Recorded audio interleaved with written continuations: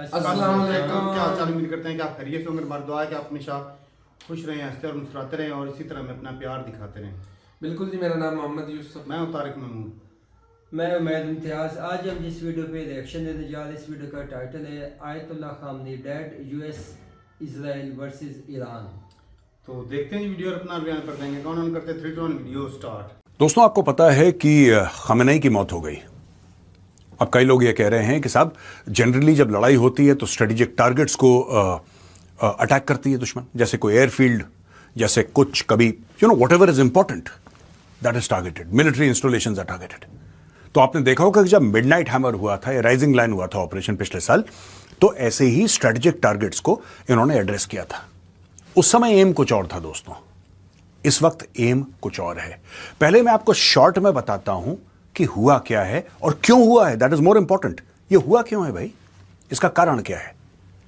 देखिए दोस्तों, जब लोग बात करते हैं ना कि आपने किसी बंदे के ऊपर लोग छोड़ रखे हैं कि उसको मारो, और ये बात पहले डोनाल्ड ट्रंप कह चुका है, ये इजरायली कह चुके हैं कि हम इनकी लीडरशिप को साफ कर देंगे। आज से 10-15 दिन पहले इनके बयान आए थे, ऑफिशियली आए थे, मीडिया ने कवर कराए कि साहब खमेनेई को मार देंगे, इसको मार देंगे। ये क्यों, इंडिविजुअल्स को क्यों। ऐसा होता है दोस्तों कि जब कोई डेमोक्रेसी होती है, लोकतंत्र होता है, वहां पे पावर जो होता है, ताकत जो होती है, वो आवाम के पास होती है, लोगों के पास होती है। लीडर मैटर करता है, लेकिन लीडर के जाने से चीजें रुक नहीं जाती। वहां पे लीडर गया, दूसरे लीडर को इलेक्ट किया, फिर वो जैसे तैसे देश को आगे ले जाता है। लेकिन जो ईरान का स्ट्रक्चर है, वहां पे एक खुदा है, सुप्रीम लीडर खमेनेई।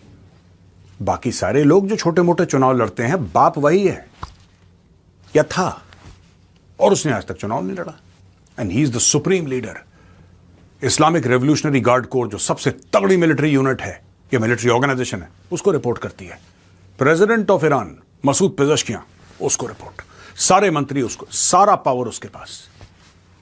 ऐसे में क्या होता है कि जब 8-10 लोग होते हैं जो पूरे देश को चलाते हैं, और वही पावर सेंटर है। पावर सेंटर आवाम नहीं है, पावर सेंटर जो है वो लोग नहीं है, पावर सेंटर वो 4-5 लोग हैं जो पूरे मुल्क को चला रहे हैं।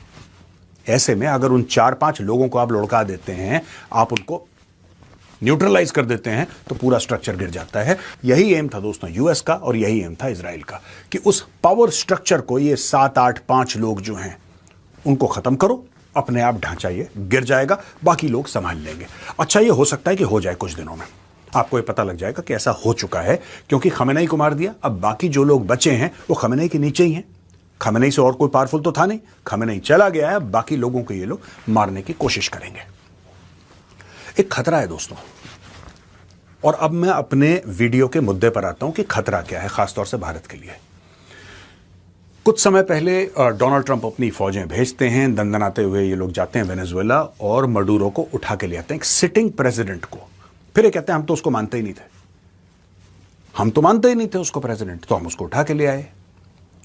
वो ड्रग्स बेचता था, ये करता था, वो करता था। तो दोस्तों, ये सारी की सारी जो चीजें हैं ना, कि वो ड्रग्स बेचता था, जब से मडूरो को उठा के लाए हैं, तब से डोनाल्ड ट्रंप ने एक बार वेनेजुएला के ड्रग्स बेचने की या भेजने की या खरीद फरोख्त करने की एक बार बात नहीं करी उसने। आप कोई मुझे पब्लिक स्टेटमेंट दिखा दे डोनाल्ड ट्रंप का, ये बंदा रोज दिन में 250 पब्लिक स्टेटमेंट देता है, एक बात इसने करी और ड्रग्स के मामले करी नहीं। जो भी था उसके पहले था, उसके बाद ऑयल ऑयल ऑयल, यानी कि ड्रग्स एक बहाना था। आपको वेनेजुएला पे हमला करना था, आपने कर दिया। आपको मडूरो को उठा के लाना था, आप ले आए, अब आपने वहां का तेल हड़प लिया। यही चीज ईरान के साथ होगी। मैं, ये जो रजीम है ईरान की, ये मुझे बिल्कुल पसंद नहीं है। ईरानी लोग मुझे बहुत पसंद है, मैं बहुत प्यार मोहब्बत करता हूं ईरानी लोगों से, मैं बहुत इज्जत करता हूं उनकी। लेकिन ये जो क्लेरिकल रजीम है, ये खमेनेई शमेनेई के, I don't like this people very much. ये आज जाते हैं, अभी चले जाएं मेरी तरफ से, मुझे कोई फर्क नहीं पड़ता। लेकिन fact of the matter is कि इसमें खतरा है। जो इसको हटाने का पावर वील्ड करता है, उसकी कोई अकाउंटेबिलिटी नहीं है।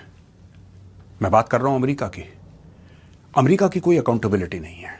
अमेरिका कहता है कि क्यूबा जो है, हम एक फ्रेंडली टेक ओवर कर लेंगे। क्यूबा एक देश है, क्यूबा एक सॉवरेन कंट्री है। आपको क्यूबा ना पसंद आए वो अलग बात है, आपको ना समझ में आए अलग बात है। वेनेजुएला एक मुल्क था, आप गए, आपने उसके प्रेसिडेंट को उठा के आप ले आए। कल यही काम ये लोग करेंगे क्यूबा में, उठा के ले आएंगे या मार देंगे उसको, बोलेंगे हमने कैप्चर कर लिया, लाओ। ठीक है ना दोस्तों, बात यह है कि आपको लेसन्स लेने हैं। ये जो भी एक्शन हुए हैं, 2 हो चुके हैं आपके सामने, और तीसरा क्यूबा में, जिसके बारे में डोनाल्ड ट्रंप जब ईरान का एक्शन सक्सेसफुली कर लेगा वो फिर क्यूबा जाएगा। मुंह में खून लग गया ना, मडूरो को उठा के ले आए, क्या हो गया? ईरान में खमेनेई को मार दिया, तख्ता पलट कर दिया, क्या हो गया? चलो एक काम करते हैं, क्यूबा चलते हैं। तो ये सारी की सारी चीजें फिर नवंबर का जो मिड टर्म इलेक्शन है उसमें सुनाने को रह जाएंगी। अब भारत को इसमें क्या करना चाहिए, वो सबसे अहम मुद्दा है दोस्तों। देखिए ऐसा होता है, मैं तो शुरू से कह रहा हूं, लेकिन लोग जो हैं, हो सकता है मुझसे ज्यादा एक्सपीरियंस हो, दिमाग तो मुझसे ज्यादा ही है उन लोगों के पास, कि नहीं मेजर ये सब होता नहीं यार, तुम्हारी थ्योरीज बिल्कुल गड़बड़ है यार, तुम ऐसे ही बोल देते हो यार, ये तुम्हारी थ्योरी गड़बड़ है। दोस्तों साफ सीधी बात है, जिसकी लाठी उसकी भैंस, और यही मुहावरा जियोपॉलिटिक्स को डिफाइन करता है।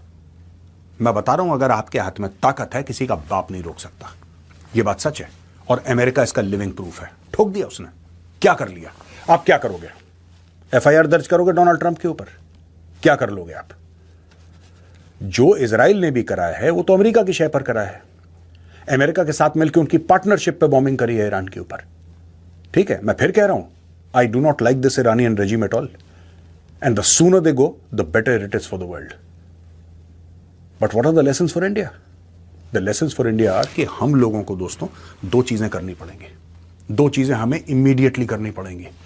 एक तो जो हमारा डिफेंस बजट है, आपको अपने डिफेंस को दुगना करना पड़ेगा। मैं बजट की बात कर रहा हूं। You have to double your defence budget.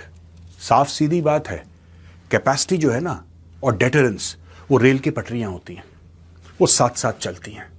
आपकी जितनी कैपेसिटी होगी उतनी आपकी डेटरेंस की कैपेबिलिटी होगी। जिस दिन चाइना को पता लगेगा कि भारत के पास 5th जनरेशन फाइटर्स भी हैं और भारत के पास ये रडार है और ये मिसाइल है, चाइना खुद ही चुपचाप बैठ जाएगा, कुछ नहीं करेगा। जिस दिन आपने इंटेंट और कैपेबिलिटी दोनों दिखा दी, पाकिस्तान चाइना कलूसिविटी की बात करते हैं, दोनों के दोनों चुप। ये बहुत जरूरी है। और हम लोग कभी कभी इसकी जरूरत, हम लोग क्या है कि बिट्स एंड पीसेस में, अच्छा अभी इतने रफेल खरीद लिए, कल इतने रफेल खरीद लिए, अच्छा हम लोग सोच रहे हैं कि SU-50, अरे खरीद के खत्म करो यार। अगर तुम्हें SU-57 चाहिए तो चाहिए, नहीं चाहिए तो नहीं चाहिए। अब इसमें सोचना क्या है, मुझे एक बात समझ में नहीं आ रही। इसमें सोच क्या रहे हो? ऐसा आपके सोचने से क्या हो जाएगा? उसके 4 पार और निकल आएंगे।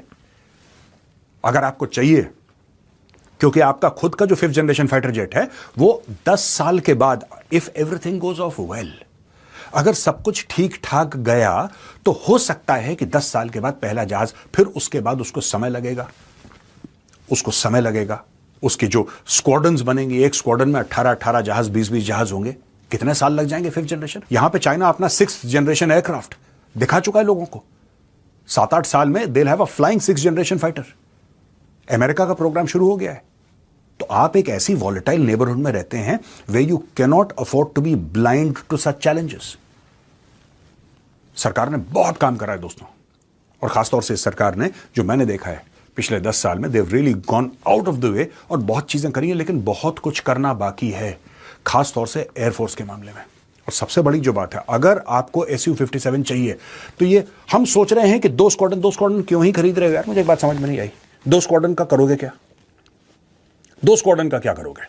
Why don't you just say that we want to buy 10 squadrons? End the story ना। आप रशिया को बोलो कि हमें 10 स्क्वाड्रन चाहिए, 8 स्क्वाड्रन भारत में बनेंगी, 2 आप फ्लाईअवे कंडीशन में दोगे, बोलो किस तारीख को, ये लो पैसे। क्या अमेरिका आपके ऊपर प्रेशर डालेगा? बिल्कुल डालेगा। क्या अमेरिका आपके ऊपर सैंक्शंस लगाने की कोशिश करेगा? बिल्कुल करेगा। नई बात है ये। जब आपने S-400 लिया था, अमेरिका ने सैंक्शंस की धमकी नहीं दी थी। जब आपने न्यूक्लियर टेस्ट करे थे कि आपके ऊपर सैंक्शंस नहीं, this is old news. America will keep on pressurizing, वो अमेरिका की आदत है। You have to find a way around all of this. आपको चाहिए, देखिए रेल की पटरी है, ठीक है जी, एक तरफ आपकी कैपेसिटी है, दूसरी तरफ आपका डेटरेंस है, और ये दोनों एक साथ चलते हैं, ना आगे ना पीछे। जितनी कैपेसिटी उतना डेटरेंस। आपको अपनी कैपेसिटी ऐसे बनानी है कि भय बिन होए ना प्रीत। यह आपकी कैपेसिटी होनी चाहिए। आपको क्या लगता है कि पाकिस्तान ने बीच में कभी पहलगाम कर दिया, 26/11, ये पाकिस्तान क्यों करता है? कभी सोचा है आपने? ये चाइना जो कहता है गलवान में PP-14 पे आ गया, मैं ऐसा करूंगा, मैं अंदर आने की कोशिश करूंगा, ये चाइना क्यों करता है? कभी सोचा है आपने? Capacity, deterrence. एक बार आप लोगों ने इन दोनों को, चाइना पाकिस्तान को, इंटेंट और कैपेबिलिटी दिखा दी, शांति ही शांति है। और दूसरी चीज जो भारत को करनी है दोस्तों, now it is time to start arming Afghanistan. मैं आपको बता रहा हूं, it's time to start arming Afghanistan with immediate effect. भाड़ में गया डोनाल्ड ट्रंप जो सोचता है, hell with it, doesn't matter. It's time to start arming. अगर आपको हवाई जहाज देने हवाई जहाज दीजिए, एयर डिफेंस इक्विपमेंट देनी है दीजिए, आपको पिनाका देने हैं दीजिए, मैन पैड्स देने हैं दीजिए, आपको आर्टिलरी गन्स देनी है दीजिए, आपको जो साजो सामान देना है, जो हथियार देने हैं तालिबान को, अफगानिस्तान को, India should go ahead and supply those things to them, give it to them free of cost. कोई पैसे की जरूरत नहीं है। We don't want any money from Afghanistan. आप जाइए उनको दीजिए, जैसा देना है दीजिए।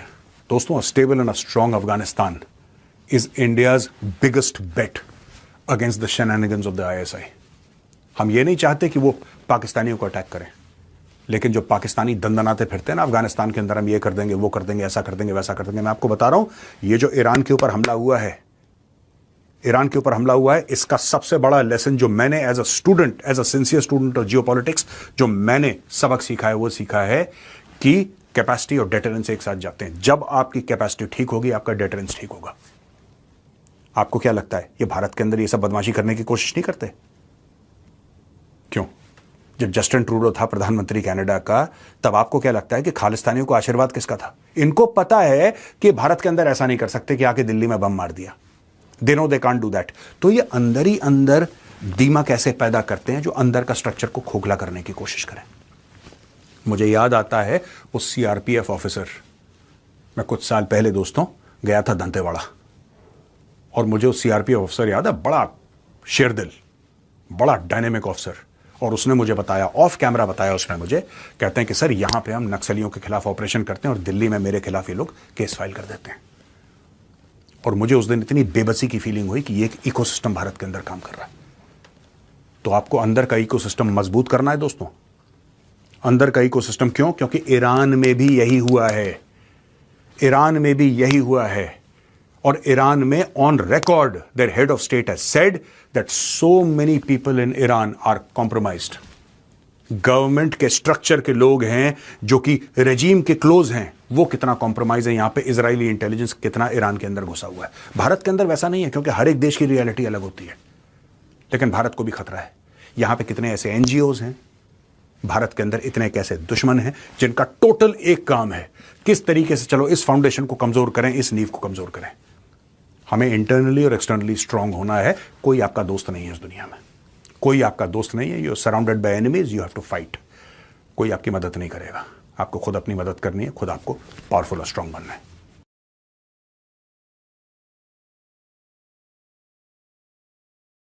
चलें जी, वीडियो खत्म हो गई भाई।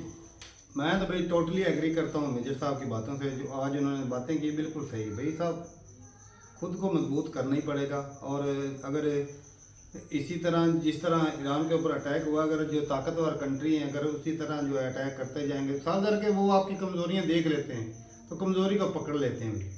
सिंपल सी बात है। और अगर आप दिख रहे होंगे भाई आप तकड़े, आपके ऊपर कोई अटैक ही नहीं करेगा। अब ये देखें ना, आपके सामने वो जैसे वेनेजुएला के प्रेसिडेंट को उठाया, अब उनकी परसों आई थिंक 2 के 3 दिन पहले की स्टेटमेंट के I don't like Cuba, Trump की स्टेटमेंट। हाँ, ट्रम्प तो अब वो इसके बाद सही मेजर साहब कह रहे हैं उधर जाएगा, मुझे ये नहीं पसंद, इसकी ये चीज़ नहीं पसंद। असल में वजह ये है कि भाई अमेरिकन जो है ना पब्लिक जो है वो डोनाल्ड ट्रंप के जो है ना वो उसकी फैन फॉलोइंग जो है काफ़ी कम हुई है। लोग जो है उसके खिलाफ हुए, काम बहुत अच्छे कर रहा है, और जिसकी वजह से अब जो है वो अपना इमेज बचाने के लिए जंगें करवा रहा है भाई साहब सारी दुनिया। उसमें जो मेजर साहब ने बात की है कि मिड टर्म इलेक्शन होते हैं, आपकी 2 साल की कारकर्दगी को जाना जाता है। अगर आप अपनी आवाम के लिए सूटेबल हो तो मिड टर्म इलेक्शन के बाद आप रहते हैं, नहीं तो वगरना कोई और बंदा या दूसरी पार्टी आ जाती है। अब ये नवंबर में पता चलेगा कि ये जो ईरान के साथ इसने किया या क्यूबा के साथ करेगा या जो दूसरा वेनेजुएला के साथ, देखते हैं कि वो अब इसको कहाँ ले जाकर खड़ा करता है। अभी ये जो स्टेप लिया ना इजराइल और अमेरिका ने ईरान के ऊपर अटैक करके, भाई मैं वीडियो देख रहा था कि उन्होंने भाई साहब खमैनी की जगह, और मेरे ख्याल में उसका बेटा आ चुका है, मुझे तो बाखुमैनी, हाँ अच्छा वो आ चुके हैं। और भाई जो उन्होंने अपनी ये जो जहाँ से तेल गुजरता है ना सारा रास्ता जो है वो बंद कर दिया भाई जान। हार्मोन क्या क्या एरिया को कहते जो हैं, पूरे यूरोप को आगे ये सप्लाई जाती अरब है। कंट्री से जो तेल निकल के जाता है जाता उधर, है। इधर एशिया में भी आता है, उधर भी जाता है। हाँ जी। तो उन्होंने वो मौजूदा टाइम पे बंद कर दी। तो तो भाई आप- जब इस तरह की सूरत हाल होगी तो तेल की प्राइस जानी है क्यों? भाई हाँ, यूसुफ आप तारिक एक भाई, बंदे ने भुगतना है उसका। तारिक भाई को पता ही नहीं कि हमारे यहाँ रात को ही तेल 8 रुपए है और कुछ ओ पैसे भाई, महंगा हो ये गया। जंगों अभी के बंद हुआ है, अभी वो बंद हुआ है, जंगों सप्लाई के हो रही असरात थी, सारी महंगा भी हो दुनिया- गया। सारी दुनिया भुगतेगी। भुगतेगी भाई, अब देखो यूक्रेन रशिया कहाँ पर था, हाँ। उसके असरात हमें भी देखने हमें- पड़े। ऐसा ही है। कहाँ हम बैठे, कहाँ वो है। तो ये तो हमारे पड़ोस में, इसके तो डायरेक्ट यूरोप- असरात हम पर होंगे। और इस ये जो जंग हुई है ना, इससे ज्यादा जो डैमेज होता है ना वो यूरोप का होता है। क्योंकि यूरोप तो भाई साहब ये खाने पीने की सारी चीजें, तेल हो गया, एनर्जी होगी, ये दूसरे कंट्रियों से इंपोर्ट करता है, खुद के तो पास है ही नहीं। खुद तो सिर्फ हथियार बनाते हैं या मशीनरियां बनाते हैं। ऐसी बात है। एनर्जी जो है साफ ज़ाहिर है कि बड़ी बड़ी मिलें और फैक्ट्रियां चलाने के लिए भी एनर्जी की जरूरत होती है, जी। तो वो इसी रास्ते से जानी है। हम्म। जो अरब कंट्रियों से जाता है, ये इधर से हिसाब से जाता है। हाँ जी। तो वो हो गया तो भाई साहब जाएगी अब इन्फ्लेशन जो है बुलंदी पूरी पे। दुनिया पूरी और बाकी भाई बात करें साफ ज़ाहिर है कि भाई मेजर साहब ने तो भाई खुल के बोला कि भाई आप 157 खरीदें। भाई कैसे खरीदें? तेल खरीदना आपने बंद कर दिया डोनाल्ड ट्रंप की धमकी से, हाँ। हैं? तो ये सू जो है 57 कैसे खरीदेंगे? मेजर साहब तो क्या डोनाल्ड ट्रम्प ट्रंप क्या ने- कहता है, भाड़ में जाए आप खरीदो। कौन? मेजर साहब तो वो बाढ़ में जाए स्टील इतनी- फाइलें इतनी जो भाई साहब, खुली हैं वो ये- किधर जाएंगे? नहीं, मेजर साहब की बात। डोनाल्ड ट्रंप ने भाई साहब टैरिफ लगाया, मजाल है मोदी साहब का एक भी बयान आया है कभी? कोई नहीं बयान है, चूं भी नहीं निकली। चू नहीं निकली हाँ, उनकी। चुप्पी तो ये साधी। जिस तरह मेजर साहब बोल रहे हैं कि भाई ले लो, हमें किसी का डर नहीं, कोई कुछ नहीं। भाई साहब बड़ा डर है। आपने आपको भी कंट्रोल वो किया हुआ है ईरान उन्होंने। वाली जो वो क्या था पोर्ट जो है वहाँ पर चाबार पोर्ट पे भी इन्वेस्ट करना बंद कर रखी है अमेरिका के और डर से। रिसेंट डोनाल्ड ट्रंप की कल स्टेटमेंट आई थी कि पाकिस्तान ने वही बात दोबारा उन्होंने दोहराई जो अक्सर हम कहते हैं कि पाकिस्तान ने इनके 11 जहाज जब गिरा चुका था ना इंडिया के, तो मैंने मोदी साहब को कॉल की कि आप जंग रोक दें नहीं तो मैं टैरिफ लगा दूंगा। तो इन्होंने फौरन बोला यस सर। ये अब ट्रंप के बकूल है। और भाई बात करें डोनाल्ड ट्रंप की, डोनाल्ड ट्रंप जो है वो एक तो भाई एप्स्टीन फाइल जो है उसमें डोनाल्ड ट्रंप तो पक्का जिस तरह का अय्याश बंदा है, और भाई साहब वो भी कॉम्प्रोमाइज है, ब्लैकमेल है। उसको ये इजराइल जिस तरह मर्जी यूज कर रहा। इस्तेमाल करे, और वहाँ के ये सिर्फ डोनाल्ड ट्रंप नहीं, वहाँ के जितने भी बड़े बड़े पावरफुल बंदे हैं सारे ना, सारे उनके सारे अंदर हैं। जो बड़े एलीट बड़े क्लास जिसे हम कहते हैं, एलीट क्लास, जो बड़े बड़े अमीर Businessman। बिजनेसमैन, सब के सब भाई साहब ब्लैकमेल हैं। भाई साहब जिस तरह ये मर्दी चाहे यहूदी इनको इस्तेमाल कर सकते और हैं। इनके और पीछे कर रहे ग्रुप हैं, आपको पे दिख इनके नहीं रहा पीछे है। ग्रुप एक ही है जो पूरे यूरोप को, पूरे इंग्लैंड को, अमेरिका को चिल्ला रहा है। और ये अरबी भी सारे उसी का सारे- हिस्सा है। सारे और भाई साहब थोड़ा बहुत मोदी साहब का भी नाम आया है, जिस जैसे ही एप्स्टीन फाइल में मोदी साहब का नाम आता है और कहते हैं कि भाई इजराइल में मोदी साहब आए, गाए और नाचे और इनका काम हो गया, तो उसके बाद जल्दी डील मुकम्मल होगी भाई। अच्छा ऐसा ही है। ऐसा अच्छा ऐसा- मेजर साहब बात कर रहे थे चाइना, पाकिस्तान और इंडिया ये तो की। सिर्फ तारक एक झलक दिखाई गई थी। अब जब ऐसे ही। वो मुकम्मल और तौर पर खुलकर सामने एप्स्टीन आएगा। फाइल आती है वो भाई, अच्छा डोनाल्ड ट्रंप के साथ डील भी होती है, मोदी साहब इजराइल भी चले जाते हैं और उधर जाके उनका समर्थन भी करते हैं, सारा कुछ कहते हैं कि वी स्टैंड विद इजराइल, जी हैं? हाँ। पक्के तरीके से खड़े हैं साथ में। तो भाई इस तरह बयानबाजी नहीं आ जाती, वरना पहले इंडिया के बयान और थे। सही बात है। ऐसा ही है, मोदी साहब के खुद के बयान और थे भाई पहले, सुने इस दफा अलग ही थे। अच्छा मैं फाइल बड़ी खतरनाक लीक हुई है। कंपेयर कर रहे थे अपना इंडिया को चाइना के साथ, भी चाइना कहाँ पहुंच और- गया, हम वहीं पे अगल मगल में अटके हुए। चाइना भाई साहब वो बहुत चाइना का मुकाबला नहीं हो सकता है। बेटे साहब बात कर रहे थे ना, मैं ये बात कर वो हाइड्रोजन बम बनाकर बैठे हुए इंडिया हैं। के पास भी है शायद। उन्होंने कहा है तारक साहब सिक्स के जनरेशन का बना लिया उन्होंने, मेजर साहब तो कह रहे उन्होंने लॉन्च भी कर दी है। फिफ्थ का है, सिक्स पे उनका काम चल रहा है, उन्होंने उड़वा के देखा भी है। सिक्स में जनरेशन में होता है कि उस फाइटर जेट में भाई साहब बंदा बिठाने की, पायलट की भी जरूरत नहीं पड़ती, वो- आप एआई के जरिए जो है आप उसको कंट्रोल कर सकते मतलब हैं। हो सकता है उन्होंने बना लिया हो। तो बनाया उन्होंने, उड़ा के देखा नहीं भाई इन्होंने उन्होंने। इंडिया चाइना ने चाइना ने वो चाइना की बात भाई, मैं वही तो हैरान परेशान हो रहा हूँ कि इंडिया क्या के बना लिया। इंडिया ने तेजस जो बनाया था अगले दिन फिर क्रैश हो गया। एक और वीडियो जो राजस्थान में शायद इनके थो एयर शो था, तो वहां पर Su-29 था, ये Su-30 था, इस तरह का कोई इस तरह करके कोई फाइटर जेट था। तो वो जी कहेंगे वो जी आ रहा है जी, फाइटर जेट आ रहा है जी, अभी जो है वो अपने टारगेट को अचीव करने जा रहा है जी, बम रिलीज कर दिया है और ये जी बम मिस हो गया, निशाना जी मिस हो गया। किस तरह का शो करवा रहे भाई, आपकी एयरफोर्स भाई निकारा है, यकीन वाले कोई किसी काम की नहीं।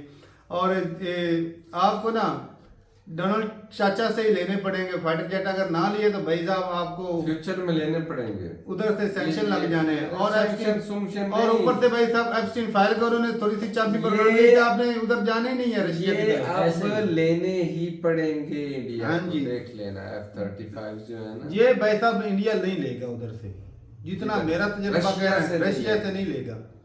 लेकिन अमेरिका से तो अब लेगा ना, उधर से लेगा या नहीं लेगा तभी नहीं तो लेगा, लेने पड़ेंगे। वो इसलिए वक्त आ नहीं- जाएगा। वो देगा इनको, ये लेंगे, इनकी मजबूरी बन जाएगी। जी। चैलेंज ही सही है भाई, अपनी रात जरूर आएगा कमेंट सेक्शन में। भाई साहब ये एप्स्टीन फाइल जो बंदा ब्लैकमेल हो जाता है ना कि मेरे कांड जो है दुनिया के सामने नजर ना आए, उसको भाई साहब सत्ता में नहीं रहना चाहिए। किसी भी तरीके से इस्तेमाल हो सकता हो है। सकता भाई, ये मोहम्मद बिन सलमान जो है सऊदी अरब का शहजादा, सारे देख इस्तेमाल ले, है। सारे वो इस्तेमाल वो भी ब्लैकमेल है। भाई कतरी शहजादे, दुबई के शहजादे, ये सारे के सारे मुलव्वस हैं, ऐसे ही है। सारे उनकी उंगलियों पर नाचते हैं। नाचते हैं बिल्कुल ऐसे जी। ही। चलें जी सही है भाई, अब अपनी राय जरूर बताएगा कमेंट सेक्शन में। बाकी जिस तरह मेजर साहब ने कहा कि वो खमनी को मरवाने के लिए भाई अंदर से ही बगावत हो चुकी थी। मैंने कई वीडियोस देखी हैं कि लोग जो हैं भाई बड़े कई खुशियां मना रहे थे। खुशियां मना रहे हैं। लेकिन उनको नहीं ना पता उनके क्या साथ वो आगे कंट्री के क्या सगे क्या थे? ये दूसरे यूथिये होंगे भाई, वो कंट्री के सगे थे, वो तो गद्दार लोग थे। गद्दार। ऐसे ही। चलें जी सही है भाई, कल को भाई अगर इसी तरह आज अगर मोदी साहब की सरकार है, कोई मोदी साहब के खिलाफ निकले, कंट्री के खिलाफ निकले, तो आपने इसको गद्दार ही बोलना भाई साहब। तो मैं भी इसीलिए उनको गद्दार ही बोलूंगा वो कि जो गद्दार ही हैं जिन्होंने स्टेट के अपने खिलाफ जो है सुप्रीम इस लीडर तरह को ईरान अमेरिका के बमबारी कर रहा है और आप मैं डोनाल्ड ट्रंप के नारेबाजी कर रहे हो। हाँ। क्या बात है भाई साहब ऐसे गैरतमंद लोगों की। चलें जी सही है भाई, अपनी रात जरूर बताइएगा कमेंट सेक्शन में। मिलते हैं नई वीडियो के साथ, तब तक के लिए इजाजत दें। अल्लाह हाफिज।